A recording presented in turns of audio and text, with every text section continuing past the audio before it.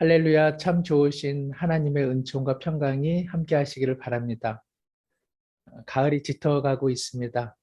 또 가을에 아름다운 단풍잎들이 낙엽되는 것 같아 조금 아쉬운 마음도 있습니다. 모든 계절 가운데 하나님께서 때를 아름답게 하셨기에 우리의 지난 시간, 또 지금의 시간도 다 은혜임을 고백합니다.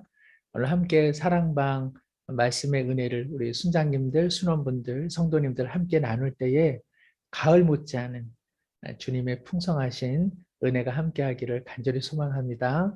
오늘은 26과 생명, 기쁨, 자유, 생기자 우리 요한복음 2장 말씀 가지고 함께 은혜를 나누도록 하겠습니다. 성경책 준비하시고요. 또 편안한 마음으로 함께 은혜의 말씀을 나누면 좋을 것 같습니다. 요한복음 2장 1절에서 11절 우리가 잘 아는 말씀이요 힘이 되는 말씀이죠. 우리 함께 한번 읽겠습니다. 사흘째 되던 날 갈릴리 가나에 혼례가 있어 예수의 어머니도 거기 계시고 예수와 그 제자들도 혼례의 청함을 받았더니 포도주가 떨어진지라 예수의 어머니가 예수에게 이르되 저들에게 포도주가 없다 하니 예수께서 이르시되 여자여 나와 무슨 상관이 있나이까 내 때가 아직 이르지 아니하였나이다.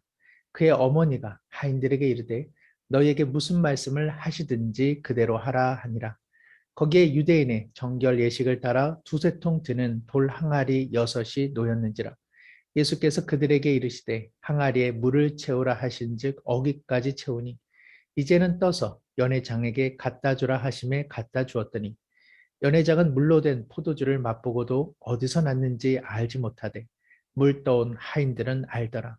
연회장이 신랑을 불러 말하되 사람마다 먼저 좋은 포도주를 내고 취한 후에 낮은 것을 내거늘 그대는 지금까지 좋은 포도주를 두었도다 하니라. 예수께서 이 첫 표적을 갈릴리 가나에서 행하여 그의 영광을 나타내심에 제자들이 그를 믿으니라. 아멘. 오늘 본문 말씀 함께 나누기 전에 제가 그 바이런이라고 하는 영국 시인의 학창 시절 이 본문을 어떻게 한 문장으로 기술을 했는지 말씀을 드렸습니다. 물이 주인을 만나니 그 얼굴이 불그레졌다. 좀 기가 막힌 내용이죠. 어디 물뿐이겠습니까? 맹물 같은 우리의 삶을 하나님께서 주인 되셔서 우리 가운데 있어야 될 고유한 참빛깔로 우리를 만들어주시는 줄 믿습니다.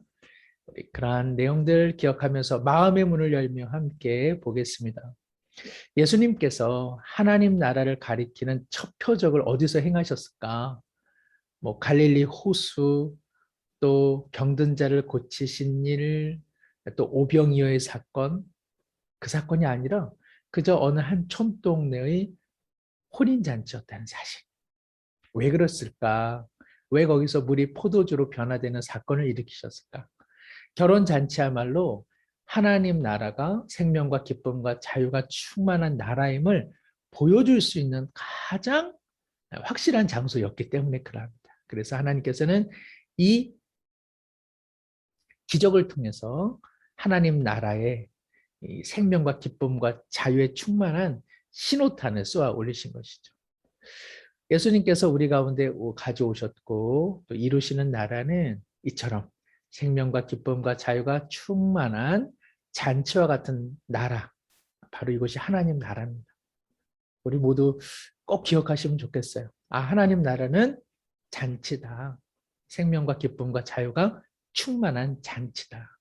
그 잔치로 우리를 초대해 주셨다. 아멘. 그런데 우리의 삶은 어떻습니까? 하나님 나라 백성인 우리의 삶이 축제요 잔치인가? 매번 이렇게만 지낼 수는 없죠. 또 그럴 여유도 없습니다. 문제는 보여지는 잔치가 아니라 우리 마음의 그리스도 안에서 하나님의 나라의 생명과 기쁨과 자유를 누리면 우리는 하나님 나라에 초대받은 손님 그리고 기쁨의 하객이 되는 것이죠. 뿐만 아니라 우리의 공동체 또 우리의 가정에도 이러한 생명과 기쁨과 자유가 충만하기를 원합니다. 지난 시간 우리가 49주년을 보냈죠. 이제 50주년을 바야흐로 맞습니다. 우리 교회가 하나님 앞에 영광을 올려드립니다. 중요한 것은 설립 50주년을 맞이하는 우리 교회가 하나님 나라 백성으로서 이러한 생명과 기쁨과 자유를 충만히 누리는 것, 하나님의 뜻인 줄로 믿습니다. 2000년 전 가나의 결혼잔치만 아니라 오늘 우리의 삶에 이와 같은 은혜를 주시는 주님, 그 주님을 오늘 본문을 통해서 만나보고 또 우리의 삶에 적용해보는 시간이 되기를 소망합니다. 오늘 본문 첫 번째, 예수님과 제자들이 청함을 받았던 가나의 결혼잔치에 어떤 사건이 일어납니까? 포도주가 떨어진 사건이 일어납니다. 자, 이 내용들이 어떤 순서대로 진행됐는지 2장 2절, 또 우리 3절, 5절, 3절, 4절, 5절 통해서 한번 확인해 보면 좋겠어요. 사흘째 되던 날, 앞서 어떤 일이 있었나 보죠. 그러고서 사흘 되던 날에 갈릴리 가나의 혼례에 예수님과 모친 어머니가 초대를 받죠. 포도주가 떨어졌습니다. 정말 이스라엘 결혼식의 백미 중에 하나는 포도주인데 실제로는 포도주를 만들어도 그것을 쉽게 먹을 수 없는 많은 사람들에게 포도주를 마시는 결혼잔치, 이거 생각만 해도 군침이 돌고 너무 기쁜 일이죠. 자, 그런데 이 포도주가 떨어졌습니다. 예수의 어머니 마리아가 이 포도주 없음을 보고 이제 예수님에게 포도주가 없다 하고 이야기하시죠. 이때 예수님의 대답 무엇입니까? 여자여 나와 무슨 상관이 있나이까? 여기서 여자라고 하는 것은 어머니를 향한 존칭어이다.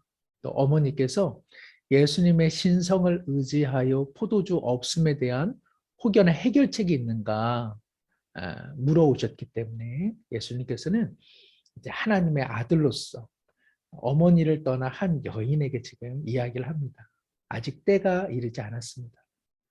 저는 제 권한으로 하지 않고 저를 보내신 하나님 아버지의 뜻에 따라 저는 일을 합니다. 그 뜻이죠. 그런데도 모친 마리아가 그 결혼잔치를 시중드는 하인들에게 예수님께서 무슨 말씀을 하든지 반드시 그대로 하십시오. 아마 하인들에게도 이 사건이 보통 사건이 아니잖아요. 결혼잔치에 포도주가 없으니까 모두가 지금 난리가 나죠. 많은 하객들이 자리를 뜨기도 하고 또 흉한 이야기를 하기도 하고 뭐라도 지금 사실은 지푸라기도 락이라도 잡아야 하는데 그때 어머니가 한 여인이 예수님께서 너희들에게 무슨 말씀을 하든지 여러분 꼭 따라야 됩니다 하고 신신당부를 해 놓았습니다. 이것이 이제 이 사건의 초반의 배경이죠. 어찌 보면 이 조금 어두운 그림자, 이 근심, 이 염려가 무엇을 드러내기에 좋은 때입니까? 하나님의 영광, 예수님의 표적, 하나님의 채워주심, 공급해 주심을 정말 확연히 보여줄 수 있는 밑그림이 되어가고 있습니다. 그래요. 반전이 일어나죠. 어떤 반전이 일어납니까?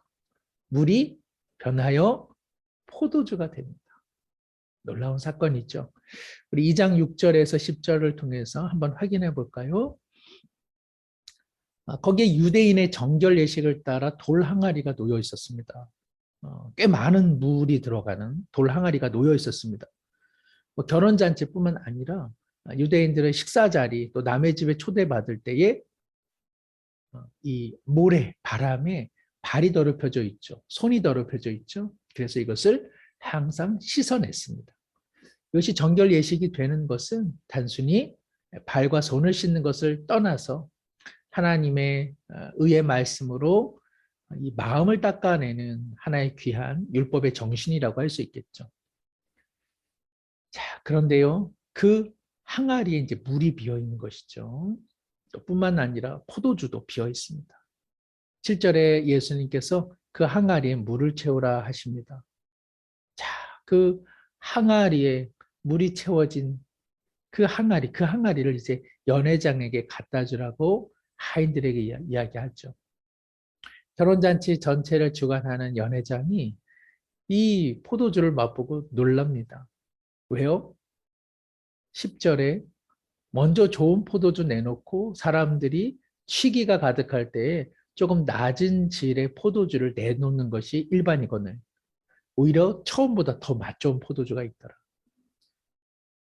결혼잔치의 주인이 주관해서 비축해 둔 그 포도주보다 자신은 모르지만 어디선가 하인들이 가져온 지금의 포도주가 훨씬 더 맛이 좋다는 것이죠. 어쨌든 간에 놀랍게도 포도주는 바닥났고 빈 항아리에 물은 채워지고 그 물은 맹물이 아니요 이전보다 더 맛 좋은 포도주가 지금 그 하객들에게 새롭게 공급되고 있는 것입니다. 예수님의 포도주가 말이죠. 자, 세 번째, 이제 의미들을 우리가 한번 살펴볼 수 있겠죠. 가나의 결혼잔치 집에 포도주가 떨어진 상황은 그야말로 파장 분위기입니다. 그러나 전화위복의 사건 어떻게 일어납니까? 예수님의 어머니 마리아로부터 시작되었죠. 잔치집의 딱한 사정에 대한 연민의 마음을 갖고 예수님에게 해결책을 요청했습니다. 그리고 하인들은 정말 알 수 없는 거죠. 이전에 뭐 예수님의 소식을 들은 것도 없을 겁니다. 왜냐하면 첫 표적 사건이니까. 그런데도 이 하인들은 예수님의 말씀을 순종했습니다. 먼저 우리가 이 말씀을 통해서 예수님의 이 문제 해결 속에 마리아와 순종한 하인들, 이 부분을 우리가 놓칠 수는 없는 것 같습니다. 어떻습니까? 마리아와 순종한 하인들을 통해서 무엇을 도전받으십니까? 무엇을 결심하게 되십니까? 먼저는 모친 마리아가 결혼잔치에 포도주가 바닥난 딱한 사정을 연민의 마음으로 바라본 것. 시선이 중요하죠. 공감이 참 중요합니다. 다른 사람들이 야 인색하다, 주인이 못됐다 뭐 이럴 수 있는데 마리아는 이 결혼잔치에 기쁨이 사라져가는 것에 대한 안타까운 마음을 가지고 있었습니다. 그리고 예수님에게 부탁할 때는 예수님을 자신의 아들로 지금 인식해서 부탁한 것이 아니죠. 성령으로 모태에 예수님을 품었던 바로 예수님의 신성, 예수님의 하나님 아들 되심을 이 마리아는 간직하고 있습니다. 그래서 지금 예수님에게 이러한 딱한 사정에 대해 기도하고 있습니다.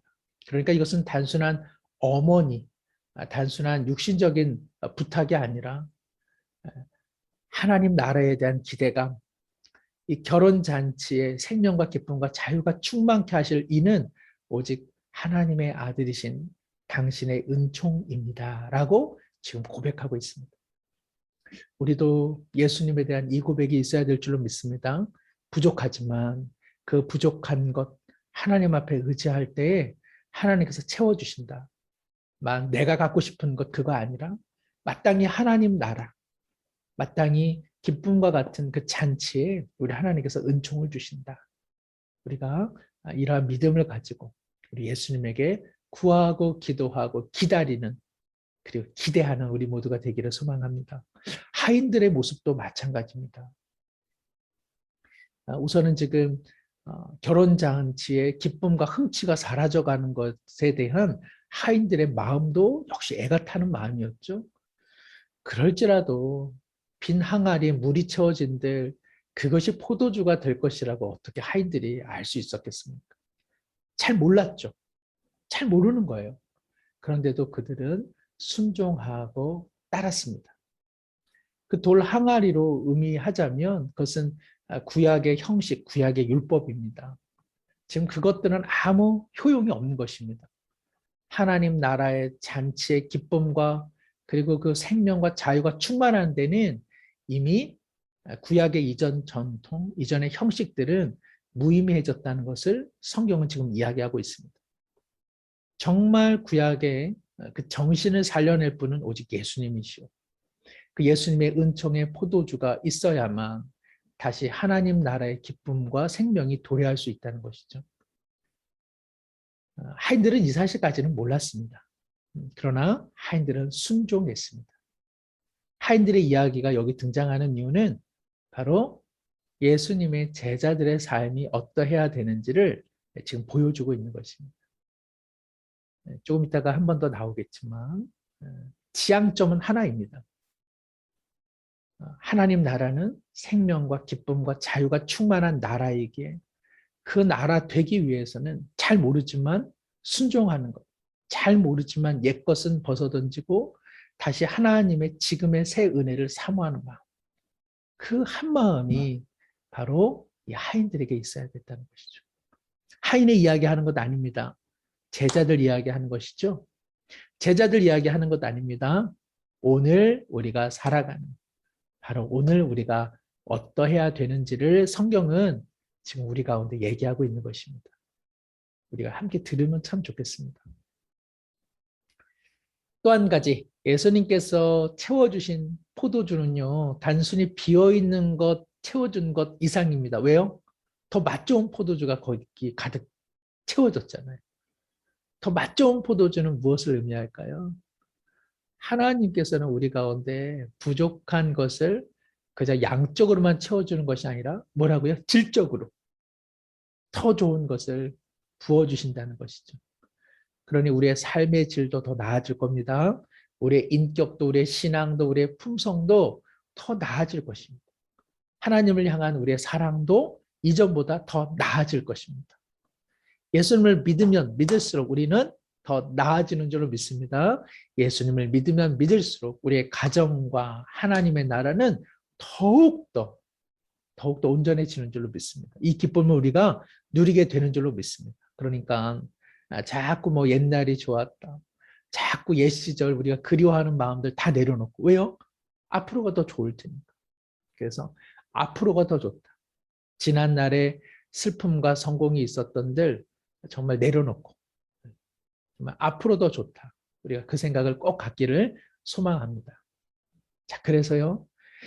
우리 삶에 결핍이 있습니까? 또 힘겹고 낙심한 때가 있습니까? 어떻게 하나님께서 채워주셨는지 우리가 상기하고 또 고백하고 다시 한번 생각하는 것 참 중요합니다. 그럴 때 하나님께서 앞으로도 채워주시겠구나. 우리가 이번 주에 추수감사주일이죠. 예. 형통한 날에 기뻐하고 곤고한 날에 생각하라고 전도서 기자는 이야기하지 않습니까? 우리가 하나님을 생각한다는 것은 감사하는 일이요. 하나님을 감사할 때 다시 우리 가운데 형통의 기쁨이 하늘로부터 부어지는 줄로 믿습니다. 앞으로가 더 좋다. 앞으로가 더 좋다. 예수님만이 주실 수 있는 생명과 기쁨, 자유를 우리가 풍성히 누리기 위해서 우리가 마리아처럼 또 하인처럼 해야 될 일이 무엇이 있는지도 한번 고백해 보시면 좋겠어요. 단순히 내 부족한 것 하나님이 채워주시는 것 넘어서서 내 인격적인 부분, 내가 다른 사람과의 관계에 있어서의 부분, 내게 맡겨진 일에 대한 나의 어떤 성실한 부분, 그리고 하나님 나라에 대한 나의 사고와 가치관의 부분, 이런 것들이 어떻게 어느 부분이 변화되어야 되는지, 또 어떻게 변화되기 위해서 내가 해야 될 것은 무엇인지 한번 생각해 보시면 좋겠습니다. 사랑하는 성도 여러분, 주님 믿으면서 빈 항아리 비어 있는 것 그대로 방치하는 것은 신앙의 정말 그 직무유기입니다. 빈 항아리 우리 하나님께서 채워주시는데 채워야죠. 그렇죠? 세상의 것들로 채우는 것이 아니라 하나님께서 원하시는 품성으로, 인격으로, 언행으로, 신실함으로, 그리고 하나님 나라의 가치관으로, 그리고 옛날 것이 아니라 정말 지금 부어주시는 주님과의 만남 속에 새로운 것들을 우리 채워가야 할 줄로 믿습니다. 채워갑시다. 우리 교회 이제 말씀의 열매를 거두며 우리 교회 은혜 가운데 정말 모든 것이 은혜입니다. 설립 50주년 이제 앞두고 있습니다. 앞으로 우리도 정말 하나님 나라의 새로운 하객들을 맞이하겠죠. 손님들을 맞이하지 않겠습니까? 그런 생각 해봅니다. 새로운 사람들을 맞이하면서 기존의 내 방식만을 고집하는 것이 과연 주님의 마음일까? 우리가 어떤 사람을 초대했을 때 중심은 무엇입니까? 그 손님 아니겠습니까? 손님을 우리가 불러놓고 우리 방식 따르라. 이거 하나님 방식, 하나님 마음 아닌 것 같습니다. 정말 중요한 것은요. 주님의 마음입니다. 주님의 마음 하나 있으면 다 가능한 것입니다. 주님의 마음을 잃어버리면 다 갖고 있어도 다 잃어버리는 것이죠. 새로운 시대 속에 새로운 사람들, 새로운 나그네들을 반겨 맞을 수 있는 우리 교회가 되면, 그런 변화를 추구할 수 있는 교회가 되면, 오직 주님의 마음 그 하나만 바라보고 주님 나라의 그 기쁨의 잔치, 생명의 잔치, 자유의 잔치가 임하기를 소원하는 그 한 마음이 있으면 얼마나 좋을까. 한국교회를 포함해서 우리 시대는 코로나19로 인한 시대적인 변화가 지금 촉발되고 있습니다. 하나님 나라의 시각으로 보면 엄연히 하나님께서 변화라고 한국교회에 변곡점의 시간을 지금 마련해 주고 있습니다. 우리 이러한 시간들을 통해서 지난 시간에 흐름들이 이제는 빈 항아리가 되었구나. 하나님께서 새로운 시대 가운데 부어주실 새로운 은혜에 발맞춰야 가겠구나. 이것이 하나님께서 지금 정말 전 세계적으로 지금 주시는 하나님의 신호이죠. 단순히 교회의 어떤 그런 양적인 성장 그런 것을 이제 뒤로 하고 생명을 사랑하고 보다 근본적인 하나님 나라의 가치관으로 살아가서 정말 메마른 사람들의 심령 가운데 오직 예수 그리스도만이 정말 생명과 기쁨의 자유의 근원 되심을 증거하는 그런 교회가 되는 것. 그러한 모습을 나타내는 성도로 살아가는 것. 이것이 시대적인 하나님의 분명한 부르심이 아닌가 생각합니다. 그러기에 우리 그 어느 때보다도 빈 항아리 같은 우리의 삶에 하나님께서 채워주실 은혜를 더욱 사모하게 되죠. 그러니 기도가 필요합니다. 그러나 기도를 넘어서서 희생하고 포기하고 새롭게 만들어가는 순종이 필요합니다. 마리아는 기도했고 또한 마리아는 하인들에게 순종하라고 이야기했습니다. 가나의 결혼잔치가 생명과 기쁨과 자유가 될 수 있었던 것. 주님의 놀라운 은총이죠. 그러나 그 은총의 마음을 다 알지는 못해도 순종했던 오직 하나의 마음. 결혼식이, 결혼잔치가 그야말로 기쁨의 잔치가 되면 좋겠다. 생명의 잔치가 되면 좋겠다. 온 사람들이 자유를 누리면 좋겠다. 바로 그 목자의 마음 하나가 그들 가운데 있었습니다. 우리 모두 이 마음이 꼭 필요합니다.